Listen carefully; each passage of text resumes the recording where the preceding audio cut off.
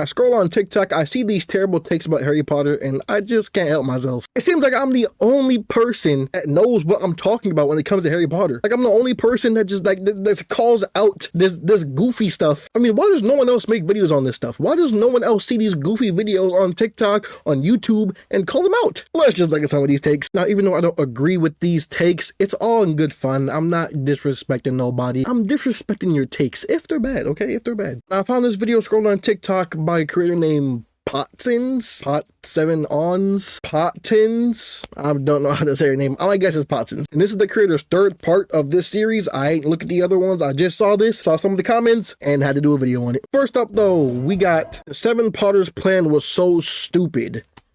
Why? Why was the 7 Potters plan stupid? Now, I'm not dense. I'm going to think myself as to why you might think it's stupid. The first reason you might think it's stupid is because Harry could just apparate out. Well, no, he hadn't gone through all of his apparating classes. He hadn't officially passed the apparating test, therefore they probably didn't want to risk him getting splinched. And we also don't know how far away he was from the recon point, so we can't really tell if that would have been a plausible idea or not. Now, someone in the comment section said instead of the 7 Harrys, they should have disguised Harry as someone else. Here is the big reason why that wouldn't work. The entire reason they made everyone look like Harry was for the safety of everyone looking like Harry, was for the safety of the group. The fact that they only lost Mad Eye out of this is pretty amazing. The reason why the 7 Potters idea is so good is because Harry can't be killed. Voldemort gives a rule that Harry cannot be killed. Voldemort wants to do it himself with his own hand, which saves Harry a lot in the series, by the way. So if everyone is in close proximity to Harry while riding a Thestral, while being right next to Hagrid, while being right next to Mad Eye, it would be unwise for anyone to shoot a killing curse at anybody because they don't want to kill anyone. Spell could hit Harry. The other option they could have done is do Muggle transportation, although that would have been worse most likely because the traffic was pretty slow at some points, at least showed in the movie. And imagine them just getting stuck in traffic while Death Eaters are rolling up on them and just stupefying them, just grabbing them out the car immediately, and it's GG just like that. I don't know how to explain it to you other than that. Could another plan have been thought of? Sure, in hindsight you could always think of something better. Nonetheless though, with the hundreds of Death Eaters chasing after them and fighting them and trying to hurt them, only 1 member died. And that member wouldn't have even died if it wasn't for Mundungus. If you don't know, Mundungus saw Voldemort and apparated out of there immediately, and Moody just got killed by Voldemort, just like that. Next, Neville was over-glorified in the movies. 2 of his most important actions in the movies were actually Dobby's. He's not a bad character, just not as helpful as many think. I actually agree with this take to an extent. I don't know if he over glorified is the word I would use. Maybe overrated, actually. I'm not gonna lie. You see, a lot of people tend to want to put Neville in a higher pedestal because he's an underdog. Everyone loves underdogs, right? The fact that Neville started off as this boy terrible at magic, whiny, scary, and as we see him grow up, he really grows up into this wonderful wizard. And then you learn more about his past, about how his parents were great Aurors and they were tortured to insanity. Then you get to understand his character more and begin to sympathize with him more and don't think he's just a bumbling idiot that's bad at magic. And then Order of the Phoenix comes and he really shows out. He really shows what he can do when he's fully focused. Now, many believe him being bad at magic was a product of him using his dad's wand other than a wand tailored for him specifically, a wand that chooses him, but that's not necessarily true, as in Order of the Phoenix, before he gets his new wand, he's doing magic just well. He just needed the right teacher, the right push, which was Harry. You see, Neville I give kind of like the Snape treatment that I think people give Snape, but the situations are a little bit different. You see, Neville is handled pretty much the same in the books and the movies. He starts off, like I said, and grows up into a better character and a better wizard overall. But Snape has always been a terrible person. He's even worse in the books. But people tend to forget that because of the plan he does and what he does later in the books when we found out the truth about Snape. Snape is a wonderful soldier, a good secret agent, if you will. As far as being a person goes, he is terrible. But because of the way Alan Rickman portrayed him, people tend to forget that, or they get blinded by the movies on how they handle Snape. While Neville is a great character, I just don't have him as high as most people do. People want Neville to be what Harry was, and that's just not who Neville is. I understand that he's an underdog. Like I said earlier, people love underdogs. Hey, Neville was even chosen by the Sword of Gryffindor, but Harry also was, and people tend to forget that. They use that as a feat for Neville, like that's an anti-feat for Harry, and Harry did the same thing. Yes, I know that either one of them could have become the chosen one, but Harry is the chosen one. But hey, I still love Neville. Let me know what y'all think about Neville, though. Next, this was absolutely Hagrid's fault. Let's not forget that Draco was only 13 here. Hagrid should have been prepared. First off, I know what you are. You are definitely a Slytherin. I'm a Slytherin too, but even I can see that Draco was wrong here. Let's say you're doing something in class that deals with hot things, okay? It's something really hot. You need special gloves to come up to the front of the class and hold it. So now you're chosen. You go to the front of the class, you hold what's in this beaker or whatever it is, and you pour the substance into something. That was the goal of today. But you didn't have to. It was optional. Now, the teacher explained this to the whole class. Do not touch it without gloves. Do not come up and do anything unless I say so. And the next thing the student does is go to the front of the class without the teacher say so and touches the very hot beaker with no gloves and burns themselves. That's not the teacher's fault. Sorry for my long analogy, but dang, we cannot be serious here. Hagrid told everybody not to come up to the hippogriff. At this point, these kids are 14, 15 years old. They're 8th graders. They should know better than to go up to a weird creature they've never seen before that they're already nervous about and do the opposite of what the teacher told them to do. We ain't blaming Hagrid for this, but we ain't doing that. Melly says Hagrid literally told him what was going to happen. It's not like Draco didn't know. Draco got exactly what he wanted. Exactly! Draco wanted to go up and show up Harry, disregarding everything Hagrid had just told them, and got himself hurt. Ashley says Hagrid's a teacher and should have had safety measures put in place in case something bad were to happen. Hagrid was the safety measure. As soon as Malfoy got hurt, Hagrid jumped into the way and stopped Buckbeak after Draco didn't listen to directions. Next, they should have just casted a teenager to play her, Moaning Myrtle. The bathtub scene was so uncomfortable to watch knowing that she's 40 and Daniel is 15. I ain't got nothing to say about that. That's just weird. I don't know why they got a 40-year-old. Yeah. And the final one this creator put on this slideshow. Dumbledore knowing about the basilisk but not doing anything about it makes zero sense to me. Okay, this take makes zero sense to me. Dumbledore didn't know about the basilisk.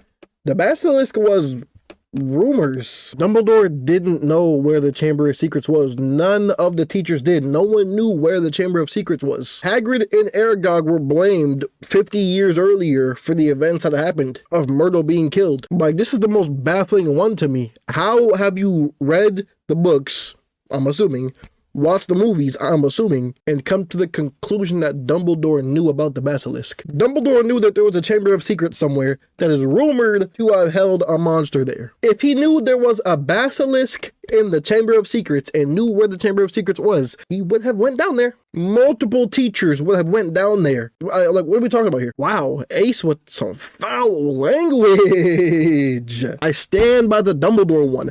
I hate him, bro. So much could have been prevented, but he did all about it. He knew so much and didn't do about it. Ace, I just explained to the class, Dumbledore didn't know about the basilisk.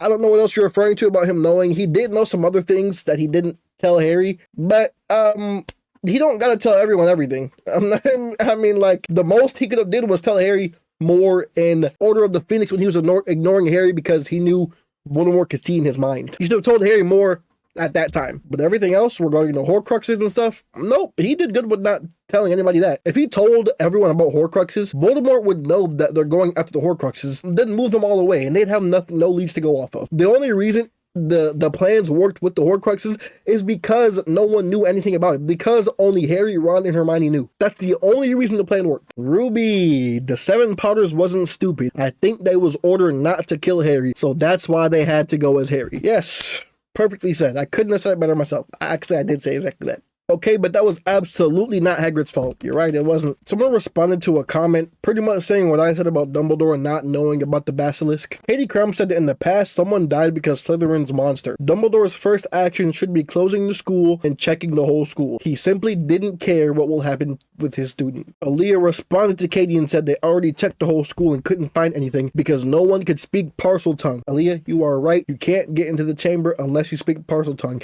And as far as we know, only descendants of Salazar Slytherin can speak Parseltongue. So the Gaunts, Tom Riddle, aka Voldemort, is a Gaunt, descendants of Salazar Slytherin. Harry has a part of Voldemort in him, which is why he could speak to snakes, why he could speak Parseltongue. They were the only two people in the world that we know of that could speak Parseltongue. Therefore, only Harry would have been able to get into the chamber. Bonus, someone said hot take, Hagrid was not a very good teacher. Yeah, Hagrid wasn't the best.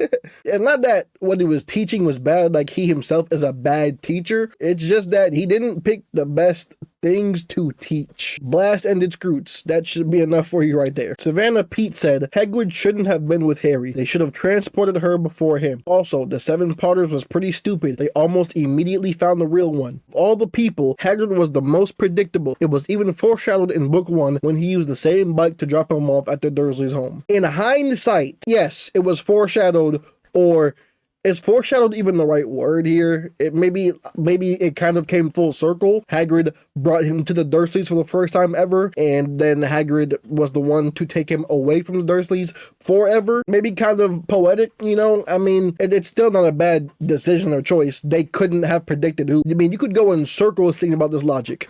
Okay. Harry is going to go with Hagrid because Hagrid's the one that took him to the Dursleys in the first place. One, how would any of the Death Eaters know that? But okay, let's say they found out this information. Snape told them that Hagrid was the one that took Harry to the Dursleys. Okay, bow. All the Death Eaters know that. But the Death Eaters have no clue that they're going to turn everyone into Harry Potter. So immediately, the first thing they're seeing is 7 Harry Potters. 7 Harry Potters? So when they see the 7 Potters, their mind's not going to go to, oh wait, Hagrid's the one that brought Harry in the first place. Poetically, it makes more sense for Hagrid to take Harry away from the Dursleys. No, they're not going to be thinking that. And also, now that I think about it, I don't think any of them knew the Dursleys anyway, because if they did, they would kind of know where he is. But I'm not going to think too hard about that. That's just headcanon into guessing into just too much. But Savannah, I'm going to assume you did not read the books, because the only reason they even found the real Harry in the books is because Harry did not kill or stupefy Stan Shunpike. Harry showed him compassion, and he was called out immediately as the real Harry, because only the real Harry would have done that. Everyone else would have just stunned him and made him fall off his broom to his death, sadly. Okay, I know Stan didn't deserve it, but it's war. But that's the only reason right there. I mean, there's nothing else. Like, he didn't get found out right away. Carter, for the last one, did we forget Dumbledore was a horrible person or something? This is what happens when a bunch of wrong, baseless facts about Dumbledore circulate around, or one person has a loud, wrong opinion about Dumbledore, and then it just keeps compounding into more people that just start to agree with it without even paying attention. Dumbledore not knowing about the basilisk never happened. He did not know, like I said earlier. So you guys that are just doubling down on this for some reason and are just choosing to believe it when it's not true, this is how rumors come about. This is how fake things get spread. Misinformation. There's so much misinformation about Dumbledore spread, and so much praise for Snape. It's ridiculous. SassX2 said, controversial take. Draco wasn't evil because of his upbringing. He had a choice. You are somewhat correct. I don't believe anyone is born evil. You can be bred or taught anything in your childhood, and it will be brought up with you, that ideology. Eventually, you do have a choice. You do have a chance to change.